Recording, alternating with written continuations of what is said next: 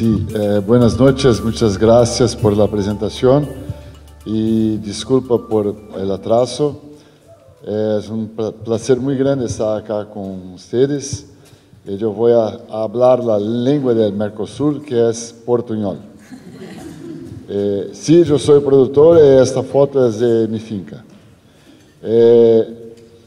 Bueno, vamos a hablar hoy de un tema que es muy importante para la agricultura y para la humanidad, que son los suelos, ¿no? Entonces vamos a tener un enfoque mayor de esto para suelos de pasturas, ¿no? Suelos especialmente con foco en PRD. Entonces acá más o menos lo que vamos a hablar es la importancia de los suelos y su coevolución con la vida, la degradación y la ruta de la dependencia, el PRD y el manejo agroecológico del suelo, suelo sano y productividad, calidad del pasto, balance de carbono y evaluación de la calidad del suelo.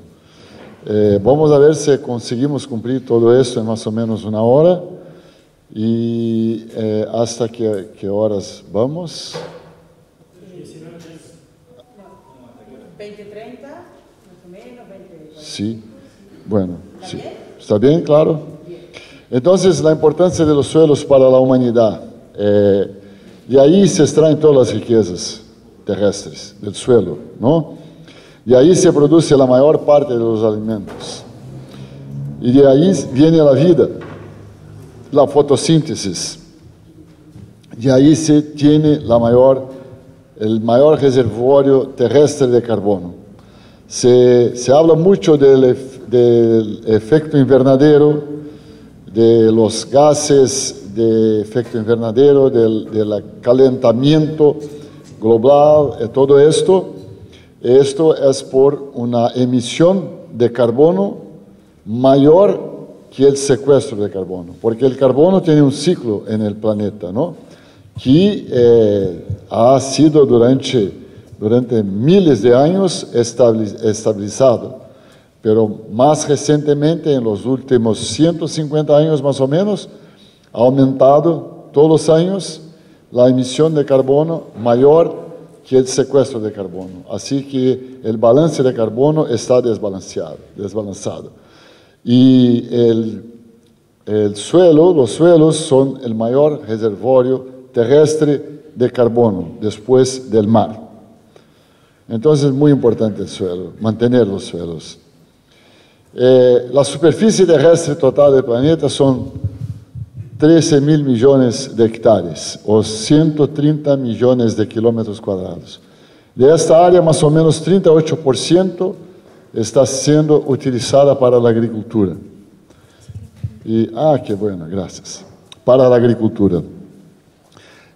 Vean acá que de total utilizado por la agricultura, 68% son praderas y pastos naturales, que van desde praderas muy lindas como los campos del Pampa hasta praderas como en la región de Chihuahua y México o la región de la Patagonia, que son praderas muy áridas con una productividad muy pequeña.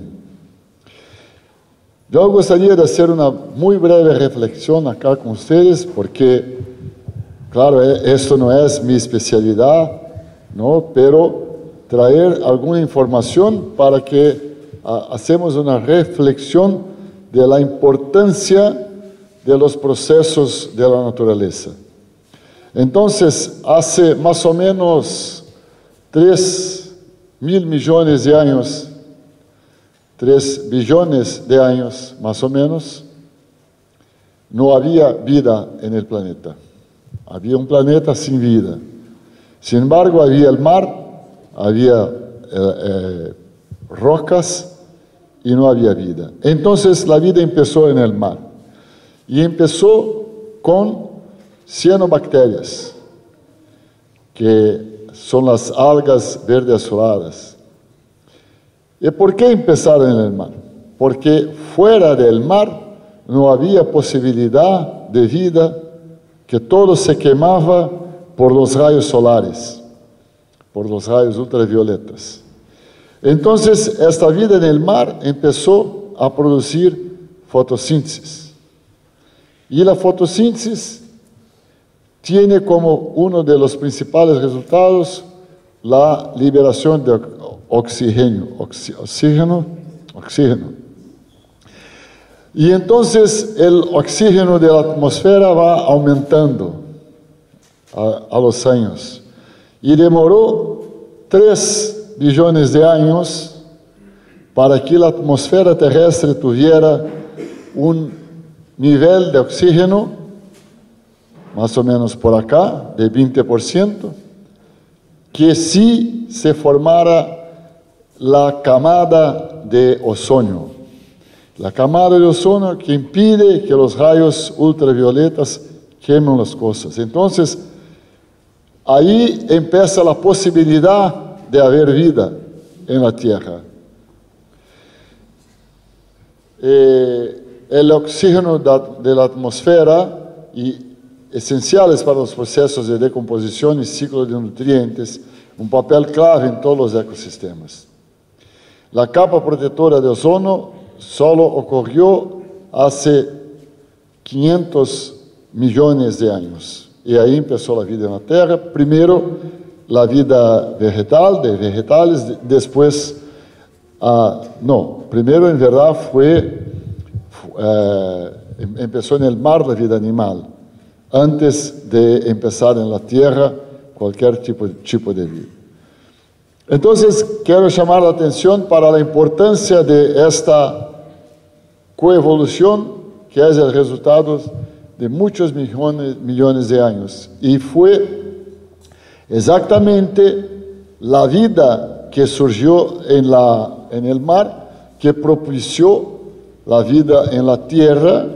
Y vamos a ver que fue la vida en la tierra que propició la formación de los suelos. Los microorganismos fotosintéticos crearon las condiciones para la aparición de las plantas. La relación entre las plantas y los microorganismos del suelo siempre ha existido para asegurar un equilibrio dinámico en los ecosistemas pastoriles. Dice André Voisin, las plantas son el reflejo del suelo donde crecen y los bovinos son el producto del pasto que consumen. La calidad del suelo es su capacidad para funcionar dentro de los límites de un ecosistema natural o manejado, mantener la productividad de las plantas y animales, mantener o aumentar la calidad del aire y agua y promover la salud de las plantas, de los animales y de los hombres. Por lo tanto, la calidad del suelo es entendido como un proceso ecológico que cumple 3 pilares: productividad, salud y calidad de los componentes del medio ambiente.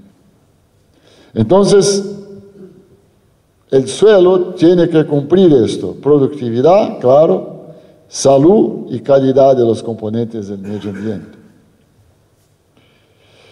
El suelo no es inanimado, pero un organismo vivo, un ecosistema vivo.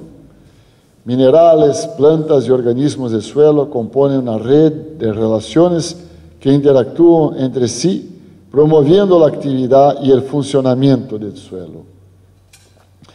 La vida es el medio y el instrumento de recuperación y incremento de la fertilidad del suelo.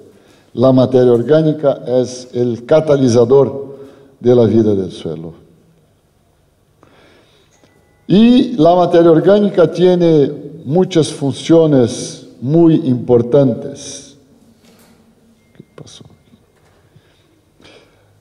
Me gustaría una vez más, lembrar que el proceso de formación de los suelos en el planeta son el resultado de la coevolución de la vida en el planeta con la parte, vamos a decir, inanimada, que son las rocas que formaron el suelo.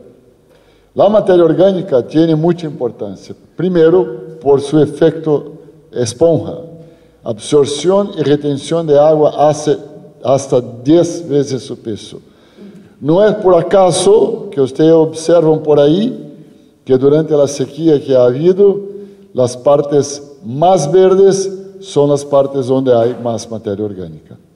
Por esto, porque retienen la humedad durante mucho tiempo.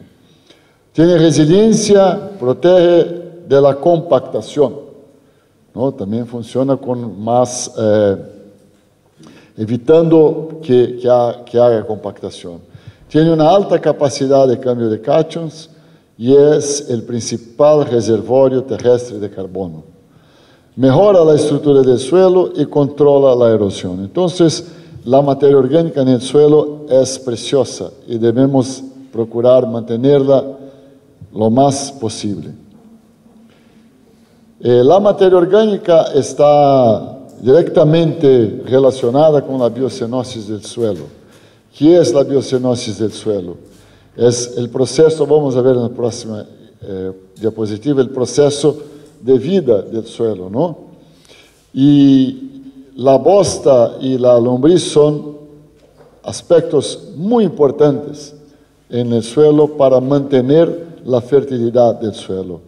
El coprólito, que es la bosta de la lombriz, tiene 5 veces más nitrógenos, 7 veces más fósforo, 11 veces más potasa, 2 veces más calcio y 3 veces más magnesio que el suelo original. Como ustedes saben, ¿qué hace la lombriz en el suelo?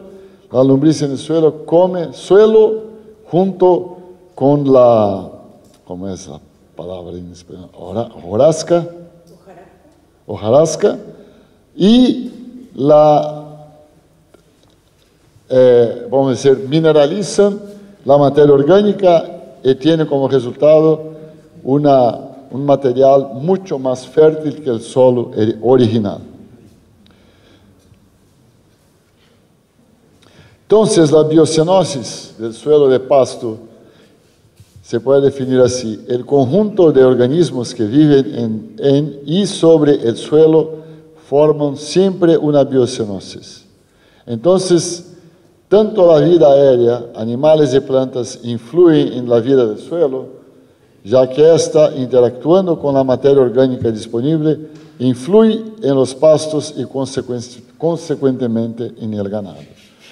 Quiere decir que el conjunto de la vida que está ahí, arriba y abajo del suelo, interagen para proporcionar una mejor fertilidad del suelo.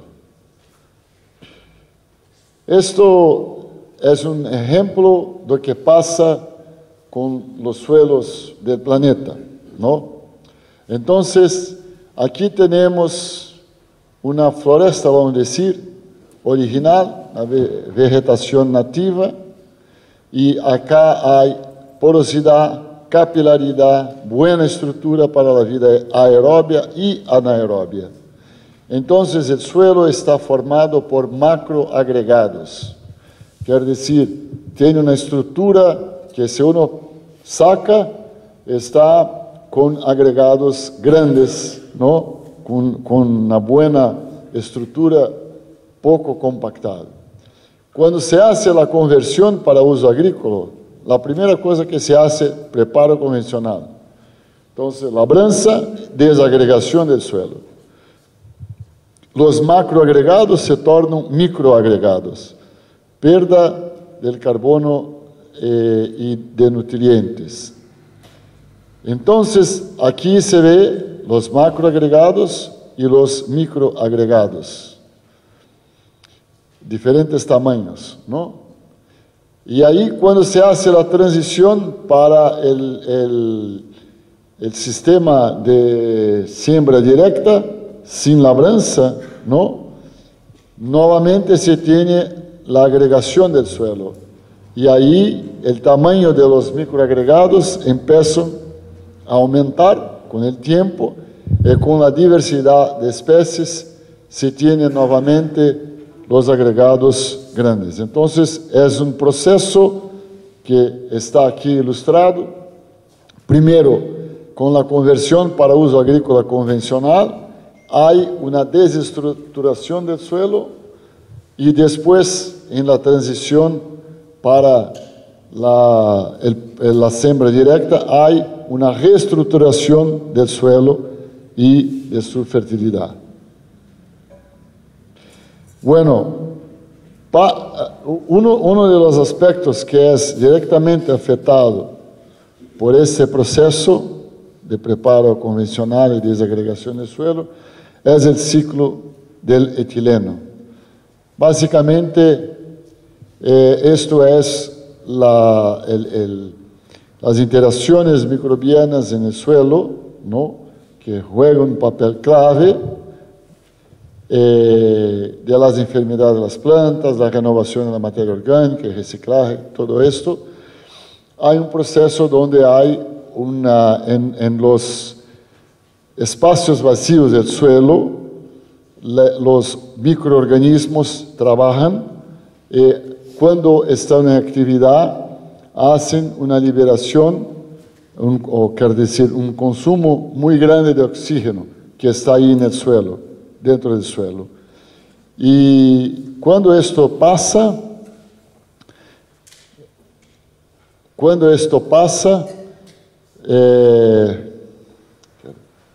déjame ver aquí. Cuando esto pasa, ¿no?, se produce etileno en estos micrositios y inactivando los microorganismos. Así que los microorganismos consumen el oxígeno, mineralizan la materia orgánica y luego se produce etileno en los micrositios que como que adormecen los microorganismos, pero no los matan. Después de un cierto tiempo, ¿no?, empieza nuevamente a venir el oxígeno y nuevamente los microorganismos empiezan a trabajar y a producir y a mineralizar la materia orgánica. Entonces, esto es el ciclo llamado ciclo oxígeno-etileno que ocurre en el suelo, que es fundamental para la mineralización de la materia orgánica. Las plantas requieren otros materiales del suelo como nitrógeno, fósforo, azufre, calcio, magnesio, potasio y oligoelementos. Para obtener los suministros adecuados, las plantas deben alterar el ambiente alrededor de sus raíces para movilizar estos nutrientes. Quiere decir, siempre hay una interacción entre microorganismos y plantas y suelo. Una forma importante en que la planta logre esto es estimulando la actividad de los microorganismos en el suelo alrededor de sus raíces, y los microbios mejoran la movilización de nutrientes. Entonces, estos son los procesos que ocurren hace millones de años en el suelo, con las plantas, con los microorganismos, y que resultan en la nutrición de las plantas, en que las plantas saquen nutrientes del suelo de calidad para producir. La planta estimula la actividad microbiana en el suelo mediante el suministro de energía química en forma de exudatos de raíces y hojarasca. Por lo tanto, existe una relación íntima entre las plantas y los microbios del suelo, que es el resultado de la coevolución de todos estos organismos. Y esto es muy importante para mantener la fertilidad del suelo, para mantener la vida del suelo, y uno de los procesos es el ciclo etileno. Entonces, durante millones de años, la nutrición de las plantas fue así. Para mantener la sostenibilidad de un suelo, es fundamental mantener su estructura que alberga la vida del suelo y mantiene el equilibrio dinámico del ecosistema. Entonces, la estructura del suelo se puede decir que es la base material donde ocurren todos los procesos microbiológicos, físicos, químicos que traen la nutrición de las plantas. Entonces, la pregunta es, ¿por qué se destruye la estructura de los suelos? Porque cuando se hace la labranza, se destruye completamente la estructura del suelo. Yo quería hacer una figura aquí para ustedes imaginar una cosa. Ustedes, ¿cómo se llama en español? Pipoca, popcorn. Pop, ok. Todos ustedes ya comieron pop. ¿Sí? Sí, muy bien. Cuando se hace el pop, está ahí en una bolsa, ¿no?, llena de pop. Usted tiene ahí, vamos a decir, 50 gramos. Tiene un volumen determinado. Y ahí, ¿cómo se llama en español? Liquidificador. Liquidificador. ¿Cómo? Licuadora. Usted pone ahí la pop en la licuadora, la liga, entonces este volumen de aquí va a quedarse así. No hay más espacios vacíos. Esto es lo que pasa con el suelo. Exactamente esto pasa con el suelo cuando se hace la labranza. La base material de la agricultura actual es labranza, sembrador en línea, abonos solubles, agrotóxicos, después la selección genética, adaptando ecosistemas a genética de alta productividad, en el contrario, monocultivo y altas producciones con uso intensivo de insumos y capital. ¿Qué es el uso intensivo de insumos y capital? Es el uso intensivo de abonos sintéticos, el uso de maquinario pesado. Entonces hay que invertir un montón de plata para hacer una gran producción y al final del proceso el productor tiene que vender la tierra para pagar el banco. Esto yo voy a probar por ustedes ahora. Espera. Entonces, en 1701, un pesquisador, un profesor de Oxford, llamado Jethro Tull, que no es el conjunto de Rocky, es otra cosa, otra persona, ¿sí? Pero el nombre es el mismo. Quizá tiene el nombre del conjunto por este hombre que ha vivido en el siglo XVIII. Él desarrolló la sembradora en línea. Aquí está el modelo que él desarrolló, aquí está el dibujo del esquema todo, que es igual, el mismo principio de las sembradoras modernas de hoy. El mismo principio. Hay una diferencia que vamos a ver en la próxima diapositiva. Es que la sembradora en línea de Jethro Tull tenía solamente una caja para la semilla. La sembradora en línea de hoy tiene una caja para la semilla y una caja para el abono. ¿Por qué? Porque en el año 1850 más o menos, este otro científico alemán, Justus von Liebig, desarrolló un proceso de nutrición de las plantas por fertilizantes solubles. Quer decir, no necesita más materia orgánica, hace ahí que sea una calda con nutrientes y la planta se nutre. Entonces, esto llevó a desarrollar la fórmula NPK, nitrógeno, potasa, nitrógeno, fósforo, potasa, y los fertilizantes químicos. Más adelante, en el año 1939 más o menos, Paul Miller y otros desarrollaron el DDT y los agrotóxicos.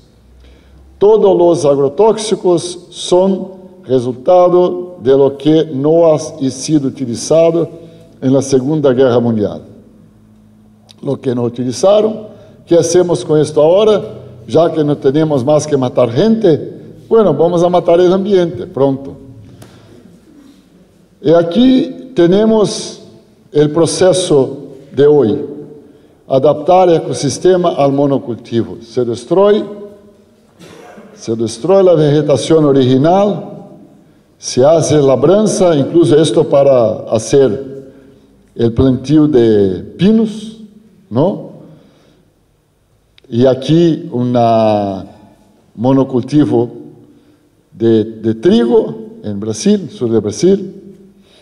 Esto es el sistema original, que está siendo muy criticado por muchos, incluso las Naciones Unidas hoy tienen un comité para tratar de los suelos del planeta, donde plantean que todos los años perdimos 24 billones de toneladas de suelo fértil, con un costo para la humanidad de 40 billones de dólares.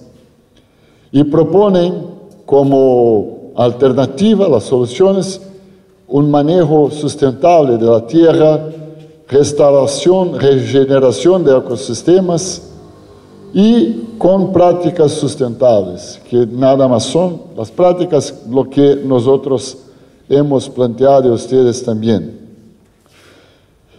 En el Día Mundial del Suelo, las Naciones Unidas, el Comité de las Naciones Unidas ha divulgado algunos números. Cada 5 segundos, el mundo pierde una cantidad de suelo equivalente a un campo de fútbol. Cada 5 segundos. Al ritmo actual, más del 90% de todos los suelos de la Tierra podrían degradarse para 2050. 2050 quizá la mayoría de ustedes estarán vivos. Y van a ver si es verdad o no. Si no se reverte, no tengo duda que tendremos problemas. En un día se pierde una finca fértil de 14.000 hectáreas. Se imaginen si cada uno de nosotros recibiese por día, en cada día uno de nosotros iba a ganar una finca de 14.000 hectáreas y no haber degradación, ¿no? Entonces es un proceso muy acelerado y tenemos en muchos lugares del planeta un proceso de desertificación. ¿Ustedes saben por qué tiene sequía acá en Uruguay? La culpa es de los brasileños. Pero no los brasileños buenos como yo. Los brasileños malos como Bolsonaro. ¿Por qué? Porque él ha liberado el corte de la floresta amazónica. Ha hecho acciones para reducir el control y ha habido mucho derrumbe de floresta. Y si no hay floresta, la evapotranspiración disminuye. La evapotranspiración de la floresta en el ciclo del agua en el planeta es que hace las nubes. Y hay, como se llama, ríos aéreos que vienen de Amazonia hasta América del Sur. Y esos ríos van secando a medida que llegan acá en Uruguay. También en el sur de Rio Grande do Sul también tiene el mismo problema. Entonces es un problema global. Uno derrubar la floresta, que cuando el brasileño derruba la floresta no afecta solamente al brasileño, pero los otros también, ¿no? Vamos adelante. Y ahora yo quería hablar de ustedes de la ruta de la dependencia. Esto es un tema que mi padre desarrolló mucho y hablaba mucho de esto. Y yo creo que es muy importante tener conciencia de lo que pasa. La ruta de la dependencia empieza con la destrucción de la estructura del suelo y la exposición de la materia orgánica a la oxidación. La estructura del suelo, como yo hablaba desde el comienzo, es muy importante para garantizar ahí la vida del suelo. ¿Cuáles son las agresiones? Aradura, rastreo, subsolado, pisoteo en pastoreo continuo. ¿Ustedes saben cuál es el mejor manejo del suelo? Es no mexer en el suelo. Déjalo quieto. Está bien. Pero está compactado. Yo voy a usar un subsolador una vez solo. No, no lo hace. No lo uses. Deja ahí. Pone materia orgánica. Pone ganado en un pastoreo rotativo para que no haya sobrepastoreo y compactación. La destrucción de la estructura del suelo compromete completamente la vida del suelo. La porosidad, la capilaridad, la vida aeróbia y anaeróbia son perturbadas o son destruidas cuando se rotura el suelo. Se modifica violentamente el hábitat de los macro, meso y microorganismos. En verdad, se destruye la vida del suelo. Se rompe el ciclo etileno y se altera otros procesos biológicos del suelo. Se rompe el inestable equilibrio natural y se instala la ruta de la dependencia. Entonces, destruidos los procesos naturales de autorregulación de la absorción de nutrientes, las plantas se tornan dependientes del aporte externo de nutrientes solubles al cual fueron seleccionadas. Mira que las plantas ya son seleccionadas para producir bajo altas dosis de fertilizantes sintéticos. Los fertilizantes solubles de síntesis química acumulan aminoácidos libres y azúcares solubles en la savia de las plantas, los alimentos preferidos de los parásitos, de lo que chamamos de parásitos, los herbívoros insectívoros, los insectos herbívoros, ¿no? Ácaros, insectos, nematodos, bacterias, hongos y virus. Así, el producto de la proteólisis atrae a los parásitos, como demostró Chabouzou con la teoría de la trofobiosis.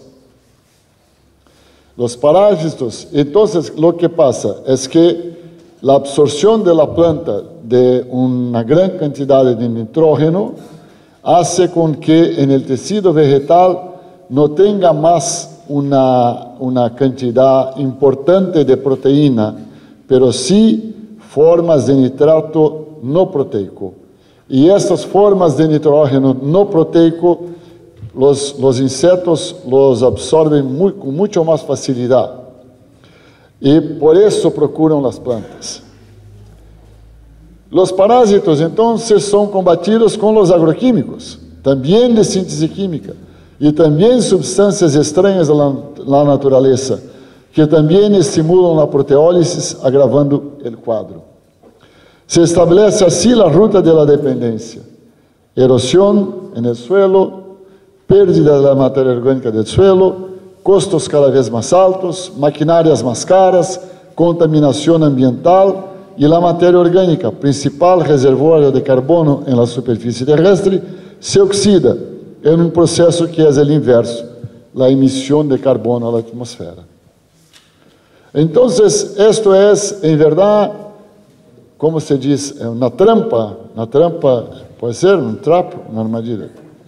Es una trampa. Usted empieza, después que empezó el proceso, usted se torna refén de todo esto. El primer resultado es hermoso, mucha producción, mucho lindo, ¿no?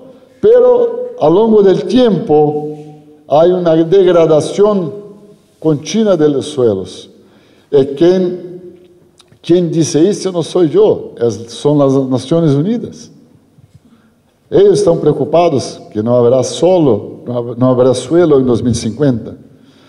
Y aquí yo gustaría de probar para ustedes por qué también esto es una forma de quebrar el productor. Miren acá, este estudio fue hecho por el Departamento de Agricultura de Estados Unidos en el año 2006. ¿Qué hicieron ellos? Pegaron el año 90-92 como una referencia y de ahí consideraron que los costos y los ingresos del agricultor fueron lo mismo, igual. Entonces, fueron para atrás hasta el año 75 y para frente hasta el año 2005, haciendo el cálculo año a año de lo que significaba los costos y los ingresos. Eso es un promedio para todas las actividades agrícolas de Estados Unidos. Todos los costos, mano de obra, impuesto, abono, semilla, lo que sea, todos los ingresos, venta de leche, venta de soja, carne, lo que sea, Nogueira Pescar, todas las cosas. Y miren que el resultado es que la línea azul, que es lo que pagan, aumentó en 30 años mucho más que la línea roja, la línea roja, que es lo que reciben.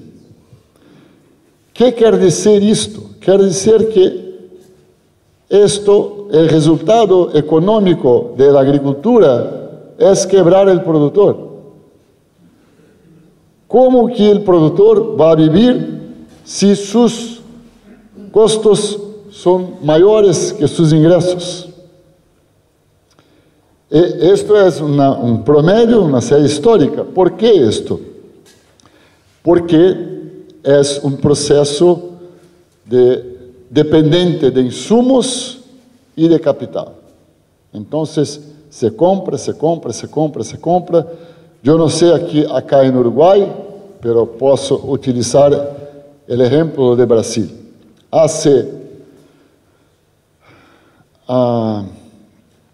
El precio, por ejemplo, del abono, de una bolsa de NPK en Brasil, hace 3 años era así como más o menos $20, ¿no? Hoy es así como $30. El precio del ternero hace 2 años era $3. Hoy, $2,2. Entonces, no es posible así. Sí, no es posible. Yo estoy haciendo, cuando tenga tiempo, voy a terminar el impuesto, la declaración de impuesto. Estaba viendo que los números del año pasado y para este año, los aumentos de costo fueron 20-30%. Y en Brasil, en tesis, no hay inflación, ¿no? En Uruguay también no hay, ¿no? En tesis. Pero cuando vamos a pagar, siempre hay una diferencia de precio. Y aquí yo quería mostrar para ustedes ese trabajo donde se ve el proceso de degradación del suelo en la agricultura convencional. Un suelo que empieza, por ejemplo, en aquella figura del suelo original que tenía la vegetación original, todo esto, tiene 100% de su fertilidad después de 50 años de agricultura convencional, tiene 50% de su fertilidad y sigue degradando en los sistemas convencionales. ¿Qué es el sistema convencional? Laboreo y fertilización mineral NPK. Sin embargo, la sucesión vegetal, que es sencillamente dejar parado el suelo, no dejar que la naturaleza lo recomponga, va a demorar 200 años para volver a los niveles originales. Esto es cultivo mínimo, ¿no? Sin labranza. Va a demorar también muchos años, mejor un poco, pero muchos años. Pero cuando se hace la adición de esterquiol, ¿no? De bosta y orina, en 40 años se recupera el suelo, la fertilidad original. Entonces, ¿qué nos muestra esto? Que el principal instrumento de regeneración de un suelo es la materia orgánica, especialmente los dejetos animales. Y ahí yo los pregunto, ¿dónde hay un ecosistema natural sin animales? ¿Dónde hay? No hay. ¿Por qué no hay? Porque después de 500 millones de años ha habido una coevolución de plantas y animales donde se completa. Las plantas absorben energía del sol y con el sol hacen fotosíntesis. Capturan el carbono de la atmósfera y hacen carbohidrato. Y los animales comen las plantas y tienen como dejeto un producto que es un abono magnífico, que es la bosta. Entonces, varios sitios, no voy ahora a entrar en mayores detalles, pero varios sitios, por ejemplo, de África, que tenían habitados por población nomádicas, se verificó que donde el ganado se quedaba, donde pasaban por ahí, el suelo abajo, 2 metros abajo, tenían más nitrógeno, más fósforo que el promedio de los otros suelos alrededor donde no había animales. Quiere decir, es el efecto del animal, de los dejetos animales. Bueno, la optimización de la agricultura entonces viene con un montón de recomendaciones. ¿Qué horas son? Esto ya estaba siendo planteado en el año 74, cuando ocurrió, los más viejos van a recordarse, la crisis del petróleo. En los años 70, la humanidad pensaba que el petróleo iba a acabarse en un par de años y nosotros íbamos a tener que andar a caballo, bicicleta o lo que sea. Había una propaganda en Brasil de un auto por una estrada, sale el auto, entonces el auto para y sale un hombre del auto y empieza a caminar porque ya no tiene más nafta. Y bueno, no fue así. Pero con la crisis del petróleo del año 73, muchas universidades americanas hicieron grandes esfuerzos para buscar soluciones sin petróleo. Y este trabajo fue muy bueno y es una referencia, ¿no? Steiner. Y decían lo que tenía que hacer para producir sin petróleo. Uso de esterquiol y orina, descentralización y diversificación de la producción, integración animal-vegetal, rotación de cultivos, métodos biológicos de control de plagas, selección de variedades más resistentes, abandonar la producción química. Eso es todo lo que plantea la agroecología hoy, ¿no? Entonces, eso no es algo nuevo. Bueno, yo quería hablar muy rápidamente del pastoreo racional Voisin, que es un método racional de manejo del complejo suelo-planta-animal, que ha sido propuesto por el científico francés André Voisin y que consiste en el pastoreo directo y en rotación de los pastos. Este nombre, pastoreo racional Voisin, fue dado por mi padre en los años 70, cuando fundó el Instituto André Voisin, y después se tornó utilizado por toda la gente, ¿no? Y qué bueno que es utilizado. Porque yo creo que el nombre pastoreo racional Voisin hace una síntesis muy buena de lo que es la propuesta y un homenaje a André Voisin, que creó el método. La curva sigmoide es la base del PRD y de las 4 leyes universales. No voy a me fijar mucho tiempo acá, solo para decir que la idea del pastoreo racional Voisin es basado en 4 principios, o como llamó Voisin, leyes universales. La primera ley es la ley del reposo, que dice que tenemos que esperar el punto óptimo de reposo para cortar el pasto, porque durante este tiempo hay un rebrote de la planta después de ser cortada donde hay aquí una gran acumulación de materia seca, la llamarada de crecimiento, y también una acumulación de reservas en las raíces y en las bases de los tallos de la planta para un nuevo rebrote. Entonces, si no se tiene el tiempo de reposo, uno, no va a haber una gran producción de pasto. Dos, la planta se torna débil y no tiene más un rebrote vigoroso.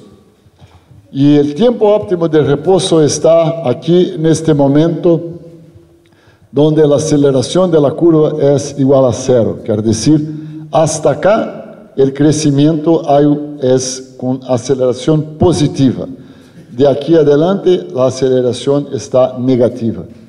Continúa creciendo, pero la aceleración es negativa. Y la otra ley es la ley de ocupación, que el tiempo de ocupación de la parcela tiene que ser suficientemente corto para que el ganado no coma el rebrote. La tercera ley, la ley de los rendimientos máximos, donde tenemos que ayudar a los animales con mayores necesidades a comer el mejor pasto. Y la cuarta ley, la ley de los rendimientos regulares, tenemos que mantener los animales siempre con una producción más o menos regular, y por eso no podemos utilizar un potrero por mucho tiempo, porque la pastaje tiene una calidad mayor en el estrato superior y menor en el estrato inferior. Y para la aplicación de las cuatro leyes tenemos que saltar, tenemos que usar un lote de despunte, un lote de repaso, ¿no? Los con mayores necesidades van a la frente, los con menores necesidades ven atrás y todo esto. Bueno, en la agroecología se practica agricultura bajo nuevos conceptos de rotación y asociación de cultivos, siembra directa, reducción progresiva hasta la ausencia de uso de productos de síntesis química, respecto a la cultura campesina, protección del medio ambiente y la salud del productor, calidad de los alimentos producidos y respetar las comunidades rurales y el bienestar animal. Entonces, esto es una de las muchas, vamos a decir, conceptos de agroecología, que está muy parecido con lo que planteaba Steiner. Esto es una pastura con roturación. Miren la densidad de las plantas. Hay muchos espacios vacíos. Si uno la ve esta pastura 15 días después, entonces el pasto va a estar más alto. Si uno lo mira de la estrada, va a decir que belleza, qué cosa linda. Pero si anda ahí, va a ver cuántos espacios vacíos hay y también la falta de estructura del suelo. Compactación, se fue la estructura del suelo, oxidación de la materia orgánica, pérdida de carbono, monocultivo, pérdida de biodiversidad, dependencia de los insumos industriales, alto costo y ruta, externalidades ambientales, la sociedad paga, falsa impresión de productividad. Esto es la agricultura convencional. La sociedad paga. Porque, yo no sé acá, pero en Brasil, los exportadores de soja pagam 0 de impuesto. Nada pagan. Yo, como profesor, pago impuesto, 25% al mes. Los grandes productores de soja, que tienen fincas de 20, 30 mil hectáreas, no pagan nada. Las externalidades ambientales. Entonces, por ejemplo, va una descarga de agrotóxico a un río que contamina un lugar o un exceso de abono que es jugado al suelo, ¿no? Y viene una lluvia, que en Brasil hay mucha lluvia, y la tierra va para el río y el abono está en el río y hay una multiplicación de organismos acuáticos y torna la agua no potable. Entonces, la empresa de agua tiene que purificar la agua, gasta un montón de plata, y ¿quién paga la cuenta? Los consumidores de agua. o sea, toda la sociedad. Y así hay un montón de ejemplos de externalidades ambientales. Aquí, la pastura con roturación, mira, cuando vemos así, parece lindo. Cuando entramos aquí, ahí vemos las fajas. La falsa impresión de productividad. Esto es una pastura con el campo nativo o naturalizado, mejorado. Aquí no ha habido roturación, ha habido bosta, orina y siembra al voleo y pisoteo del ganado. PRV, sin roturación, sin agroquímicos, sin maquinaria, bajo costo, captura de carbono, sin erosión, con vida. Diversidad de plantas y pastoreo selectivo, servicios ecosistémicos. Entonces, esta es la diferencia. Aquí lo mismo, ¿no? Octubre de 2021, como está la pastura, también sin roturación. Ahora quería rápidamente pasar para ustedes algunos datos de investigación de nosotros, que, por ejemplo, cuando se utiliza el tiempo óptimo de reposo, mira que fue aquí en este caso, comparamos 3 tiempos y el 24 días fue el tiempo mejor. El crecimiento diario de biomasa fue mayor en 24 días. Quiere decir o qué? Quiere decir que en 24 días se multiplica 24 por 40, más o menos. Entonces vamos a tener ahí 1000, más o menos. Entonces, en 24 días la producción fue, por ejemplo, 1000 kilos. Aquí en los 35 días fue 31,5 por día. Entonces, si uno multiplica 31 por 35, va a ser más o menos 1100. El tonto pensa, bueno, 35 días produció más, 1100 kilos contra 1000 kilos. Pero lo que conta aquí es la producción por día. Porque yo saco el ganado del potrero aquí, a 24 días y más 24, tengo más producción. Entonces lo que conta es la producción al día y no la producción del periodo de reposo, ¿no? Y de mejor calidad también. Aquí, mira, la proteína de... Bueno, vamos adelante. Cuando también se utilizó la pastura en el tiempo óptimo de reposo, las emisiones de carbono por la vaca son menores. ¿Por qué? Porque la pastura tiene una digestibilidad mejor, más alta. Entonces, a los 24 días, comparado con 35 y 46, a las 6 horas, a las 24, aquí son tiempos de fermentación, ¿no?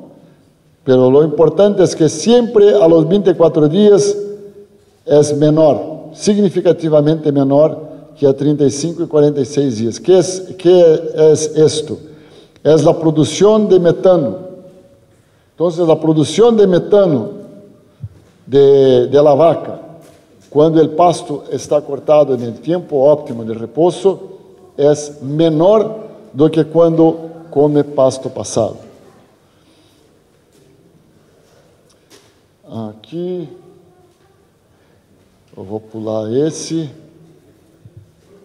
Eu vou pular acá também. Mostrar isto. Esse trabalho muito interessante. Se comparou as emissões del ganado em confinamento feedlot norte-americano com um sistema muito parecido com PRV, que chamaram os autores Adaptive Multi-Paddock, que é basicamente a mesma coisa que o PRV. Então, miren que as emissões de ganado de carne en el feedlot foi 6 kilos de carbono por kilo de carcasa. Então, para a produção de 1 kilo de carcasa, a emissão foi 6 kilos de carbono equivalente a CO2 en la atmosfera. Los novillos que estaban en el PRV o en Adaptive Multi-Paddock emitieron 9,6 kilos de carbono por kilo de carcasa producido. Así que la emisión fue 50% mayor en el ganado en el sistema PRV que en el sistema feedlot. La cosa es que mucha gente muestra este dato, pero no muestra el otro lado de la moneda. Y esos autores hicieron esto. Entonces, cuando no se evalúa el ciclo, el flujo de carbono en el suelo, sí, la emisión es mayor en feedlot. Pero cuando se pone aquí el flujo de carbono en el suelo, el secuestro por las plantas, el carbono orgánico del suelo, todo esto, ¿qué pasa? ¿Qué pasa? Que el feedlot para producción de 1 kilo de carcasa hay una emisión de 6 kilos de carbono. Y en el PRV, para la producción de 1 kilo de carcasa, se secuestra 6,6 kilos de carbono. O sea, cuando comes carne de feedlot, promueves el efecto invernadero. Cuando comes carne de PRV, reduces el efecto invernadero. Son los servicios ecosistémicos. Estos son datos muy importantes para países como Brasil y Uruguay, ¿no? Porque al revés de lo que piensan algunos, la producción a pasto no daña el ambiente. Bueno, ¿cómo es que está el tiempo? ¿Ya tengo que terminar? Tá. Finalmente, esto es la última cosa que voy a hablar, de la evaluación de la calidad del suelo. Nosotros estamos acostumbrados, yo soy agrónomo, ¿hay más agrónomos acá, por favor? ¿Sí? Entonces, cuando vamos a un productor y el productor pregunta sobre el suelo, vamos a sacar una muestra y hacer una análisis química del suelo. Bueno, yo lo hago en mi finca también, pero esto es solamente un parámetro. Hay otros.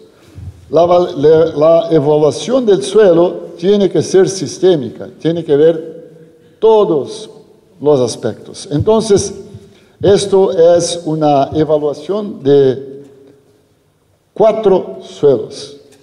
Floresta primaria, el verde, floresta primaria quiere decir una floresta que ha estado ahí siempre, que nunca fue alterada, nunca fue derrubada, está ahí desde los indios, ¿no? En Brasil.